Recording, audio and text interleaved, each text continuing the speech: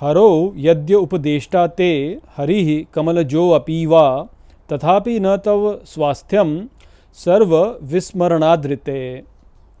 नमस्कार मित्रों, ये जो श्लोक है ये अष्टावक्र गीता के 16वें अध्याय का 11वां श्लोक है, जिसे हम आज गहराई से समझेंगे। तो आइए सबसे पहले इसके अर्थ को समझते हैं। तो जो श्लोक है वो कहता है, हरो यद्य उपदेष्टा ते, अर्थात यदि आपको भगवान शिव उपदेश देते हैं, हरिः कमलजो अपि वा, अर्थात या फिर भगवान विष्णु या भगवान ब्रह्मा, तथापि न तव स्वास्थ्यम, अर्थात तब भी तुम्हारी स्व में स्थिति नहीं होगी, सर्व विस्मरणादृते, अर्थात सब कुछ भूल जाने के कारण रित में। तो यहाँ पर अष्टावक्र जो है वो जनक महाराज से कहते हैं कि भले ही तुमको भगवान शिव उपदेश दे दें या तुमको भगवान विष्णु उपदेश दे दें या भगवान ब्रह्मा तुमको उपदेश दे दें, परंतु उन उपदेशों से भी तुम्हारी स्व में स्थिति नहीं होगी जब तक कि तुम जो उचित है या जो रित है उसको भूले हुए हो। तो यहाँ पर हमको यही बताया जा रहा है कि जब तक तुम्हारी स्मृति लौट करके नहीं आती, जब तक तुम्हें ये नहीं पता चलता है कि तुम वास्तव में कौन हो, तुम्हें कोई भी जो है उपदेश दे दे, तुम जो है वो अपनी अवस्था को जान नहीं पाओगे। भले ही भगवान स्वयं आके तुमको उपदेश दे दें, तब भी जो है तुम अपनी अवस्था को जान नहीं पाओगे। वो वाली बातें में बताई जा रही है। तो देखिए, जो लोग ये कहते हैं कि भाई भगवान जो हैं वह सब कुछ ठीक क्यों नहीं कर देते, यदि भगवान है तो यहाँ पे इतना सारा दुख क्यों है, भगवान यदि सब कुछ कर सकते हैं तो भगवान जो है वह सब लोगों को ज्ञान क्यों नहीं प्रदान कर देते। तो उसका जो कारण है उसको समझिए कि वैसे भगवान सब कुछ कर सकते हैं, ऐसी बात नहीं कि भगवान सब कुछ नहीं कर सकते, भगवान सब कुछ कर सकते हैं, किंतु भगवान जो हैं वह भगवान रहने के लिए अपनी नहीं चलाते। समझ रहे हैं बात को? यदि कोई व्यक्ति अपनी चलाने लगेगा तो वह भगवान नहीं रह सकता। भगवान जो है वह सबको एक स्वतंत्रता देते हैं, विशेष रूप से मनुष्यों को जो है वो एक स्वतंत्रता देते हैं कि तुम चुनो, तुम चुन सकते हो।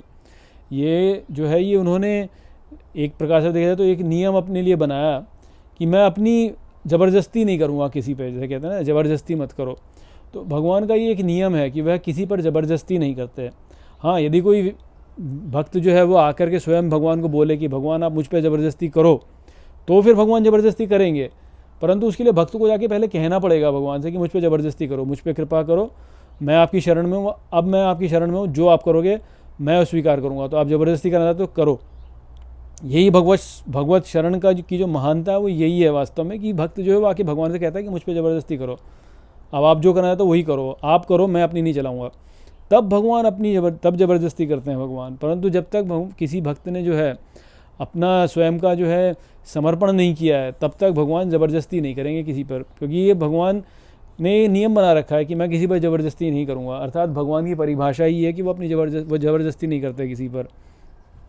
वो चाहें तो ज़बरदस्ती कर सकते हैं किंतु ज़बरदस्ती करते नहीं, क्योंकि देखो, आप इसको ऐसे भी समझ सकते हो कि भाई हमारा स्वयं का जो स्वरूप है वह भगवान ही है ना, हम ब्रह्मास्मि कहते हैं, तो हमारा स्वयं का स्वरूप भी भगवान ही है। तो अपने ऊपर ही ज़बरदस्ती करना या ये बोल देना कि मैं अपने ऊपर ज़बरदस्ती नहीं करूँगा, वो वाली अवस्था हो जाती है कि जब तक आपने बोला कि ज़बरदस्ती करो तो ज़बरदस्ती होगी, यदि आप बोलते हो कि नहीं मुझ पर ज़बरदस्ती मत करो तो ज़बरदस्ती आप पर नहीं होगी। तो भगवान जो है वह इस प्रकार के ही हैं कि वह अपनी नहीं चलाएंगे, किसी पर ज़बरदस्ती नहीं करेंगे। केवल जब एकदम ऐसी अवस्था हो जाए, बिल्कुल ऐसी अवस्था हो जाए कि भाई अब तो काम ही नहीं चलेगा, तो ज़बरदस्ती करते हैं वो।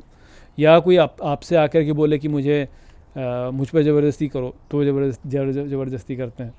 तो इसलिए जो है भगवान कितनी भी आपको वैसे शिक्षा दे दें, वैसे देखा जाए तो शिक्षा ही दे रहे हैं निरंतर जो भी दुख हम अनुभव कर रहे हैं वो इसीलिए अनुभव कर रहे हैं कि भगवान हमको शिक्षा देना चाह रहे हैं कि भाई मेरे पास आ जाओ, परंतु हम आते नहीं, इस कारण से दुख उत्पन्न हो जाता है। तो यहाँ पर वही बोला जा रहा है कि भगवान कितना भी भगवान श्री हरि, भगवान हर या ब्रह्मा जी, ये हमको कितना भी ज्ञान देने का प्रयास कर लें, किंतु जब तक हम स्वयं को भूले हुए हैं, जब तक हम अपने आप को भूले हुए हैं और रित को भूले हुए हैं, अपने वास्तविक जो हमारा वास्तविक स्वरूप है उसको भूले हुए हैं, तब तक वो कितना भी कर लें हमको कुछ समझ में ही नहीं आएगा। वो तो कर रहे हैं वास्तव में, वो तो बार बार हमको उपदेश दे रहे हैं, वो तो बार बार ये प्रयास करें कि तुम मेरे पास में आ जाओ। वो तो उद्धार करने के लिए बैठे ही हैं, करे ही जा रहे हैं वास्तव में। हम ही हैं कि जो कि नहीं ले रहे उसको। वो ऐसा है जैसे मान लो कोई आपको जो है अमृत प्रदान करे, पर आप जो है लो ही नहीं उसको, आप उसी जगह विष को खुद खाओ जाके। भाई जैसे आप मान लीजिए कि किसी आप बुफे में गए, बुफे में एक जगह पे आपके लिए अमृत रखा है, अमृत में मान लीजिए अच्छा भोजन रखा है, कोई आपके लिए जो है ऐसा भोजन रखा है जो कि आपको पुष्ट करेगा। वहीं दूसरी ओर जो है आपके लिए जो ऐसा भोजन रखा है जो कि स्वादिष्ट है परंतु आपको पुष्ट नहीं करेगा।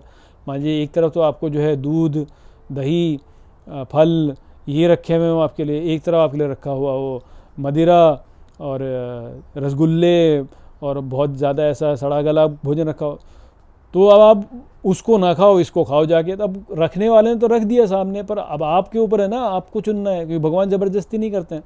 हाँ, अब आप यदि बोलो कि भगवान मुझ पर ज़बरदस्ती करो, मन तो मेरा कर रहा है ये रसगुल्ले खाने का, लेकिन आप मुझे दूध पिलाओ, ज़बरदस्ती करो, मैं आपको जो है ये स्वीकृति देता हूँ, तो वो फिर भगवान जो है पकड़ के आपको दूध पिला देंगे, ना कि जो है आपको कुछ और खिलाएं।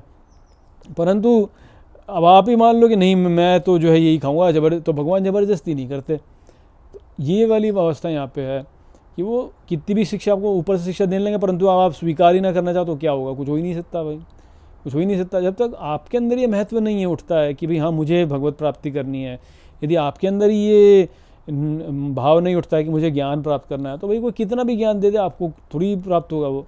ये तो सामान्य सी बात ही है। अब आप देखिए कॉलेजों में इतने अच्छे अच्छे प्रोफेसर होते हैं कि बहुत कुछ अच्छा पढ़ाते हैं, लेकिन भैया अगर मान लीजिए कि कोई बच्चा क्लास में जाए ही ना, या क्लास में जा कर के भी जो है बात पे ध्यान ना दे, तो क्या हो जाएगा? कुछ भी नहीं हो सकता।